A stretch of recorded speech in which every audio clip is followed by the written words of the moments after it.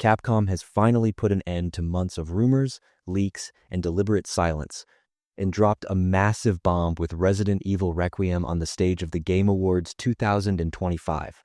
Yes, it's now official. Leon S. Kennedy is back in Resident Evil 9, and this return is not just a cameo or a short story appearance. Leon has his own fully playable, action-focused campaign in Requiem. But before we get into the details, don't forget to subscribe to the channel and like the video for more Resident Evil content. Now, let's begin. One of the most striking aspects of Resident Evil Requiem is that it offers two completely different gameplay styles and tones.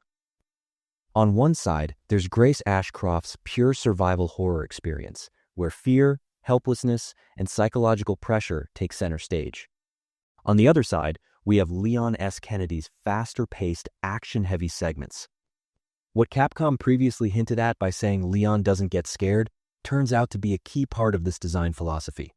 On the story side, the game returns to the very heart of the Resident Evil universe, Raccoon City. However, this time we see the city nearly 30 years after the events of Resident Evil 2 and 3. Grace Ashcroft, now a detective, is forced to confront her past in the city where her mother, Alyssa Ashcroft, lost her life years ago. This journey pushes her to face both her personal trauma and a dark figure with deep Umbrella connections. That dark figure is Dr. Victor Gideon. With known ties to Umbrella in the past, Gideon sees Grace as special and actively hunts her down. Based on what we see in the trailers, Gideon operates out of a building purchased after the destruction of Raccoon City, and Grace's experiences inside this location appear to be among the game's most disturbing moments. It's clear that Capcom is bringing back classic Resident Evil villain energy through this character. On Leon S. Kennedy's side, the atmosphere is completely different. He's no longer a young rookie. We're looking at a hardened, experienced Leon carrying the weight of years behind him. In the Game Awards trailer, we see Leon charging into hordes of zombies, performing close-quarters combat moves, and delivering his signature one-liners. By letting Grace represent horror and Leon represent action, Capcom turns Resident Evil Requiem into two distinct experiences within a single game. From a gameplay perspective, one of Capcom's biggest strengths in Requiem is the camera freedom offered to players. The game allows seamless switching between first-person and third-person perspectives. While first-person gameplay with Grace amplifies fear in tight corridors and dark environments, Leon's over-the-shoulder camera makes action feel more controlled and readable. This choice reinforces the tonal difference between the two characters, not just narratively, but mechanically as well. Grace's gameplay leans heavily into classic Resident Evil tension.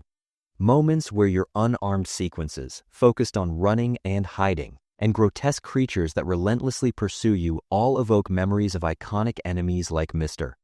X and Nemesis. One standout threat appears to be a light-sensitive creature capable of crawling along walls, positioning itself as one of Requiem's most defining horror elements. Capcom is clearly committed to bringing back pure survival horror.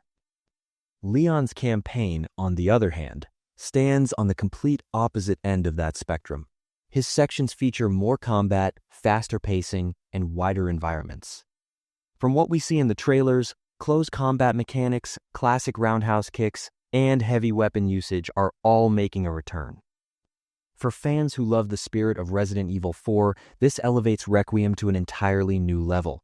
Leon's experience is built around control rather than fear. Raccoon City itself is designed almost like a character of its own.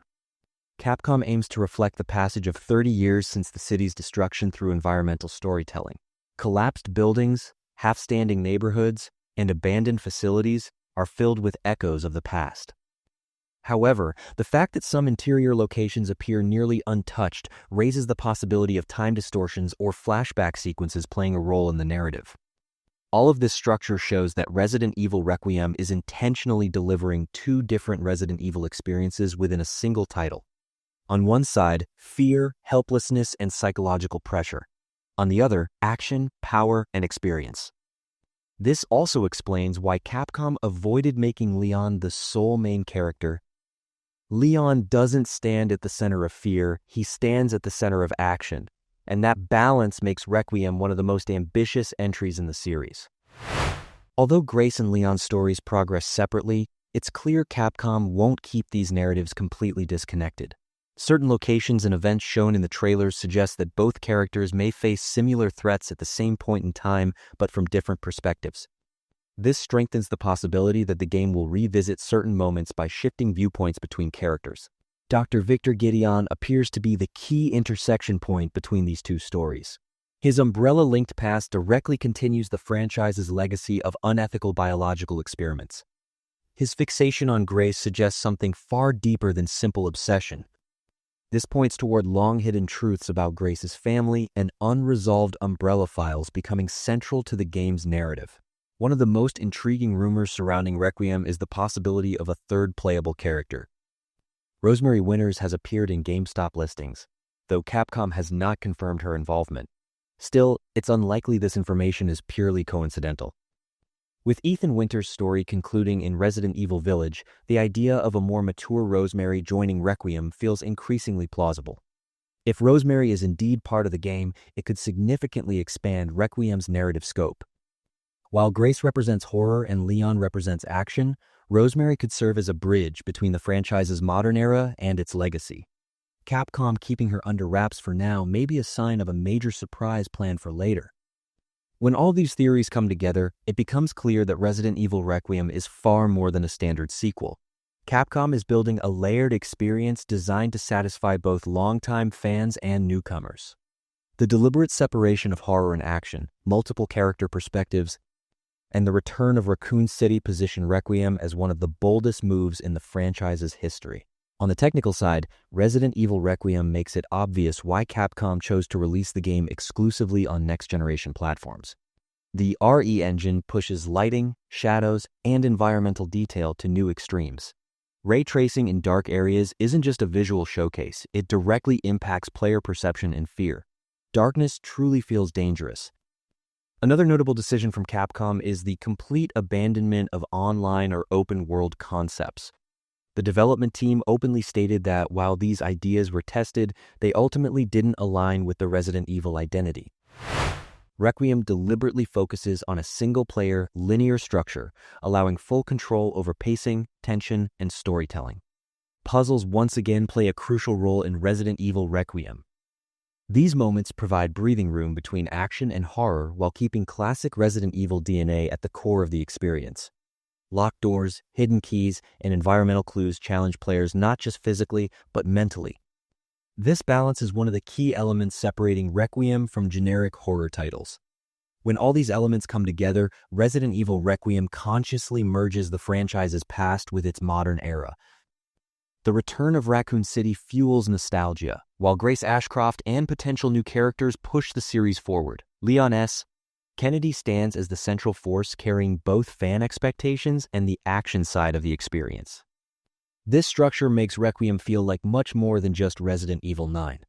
Set to release in February 2026, Resident Evil Requiem feels like Capcom's attempt to redefine the concepts of horror and action.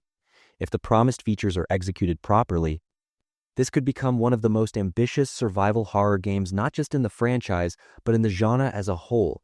Leon's return, Grace's dark story, and the ghosts of Raccoon City invite players into an experience that will linger long after it ends. Resident Evil Requiem's biggest promise is its deliberate delivery of two distinct emotional experiences instead of one. Playing as Grace, Ashcroft emphasizes helplessness, isolation, and psychological pressure, while Leon S. Kennedy's campaign focuses on control, power, and action. Capcom's decision to merge these opposing approaches into a single game transforms Requiem into an experimental yet fearless project.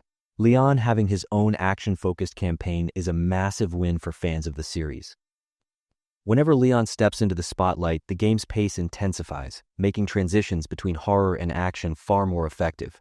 Grace Ashcroft's story, meanwhile, brings a fresh perspective to the Resident Evil universe. As a character forced to confront her mother's dark past while battling her own fears, Grace forms an emotional center players can connect with.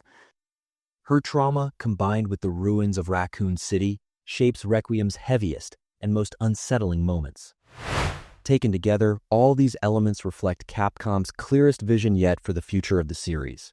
Steering away from online and open-world trends, focusing on a pure single-player experience, and prioritizing narrative depth places Requiem in a unique position within modern gaming. This is both a return to roots and a powerful step forward. When Resident Evil Requiem launches in February 2026, it looks set to be remembered not just for Leon's return, but for the complete experience it delivers. Very few games manage to balance horror, action, and story this cleanly. So, what do you think about the idea of two separate campaigns, Team Leon or Team Grace? Make sure to share your thoughts in the comments, like the video, and subscribe to the channel.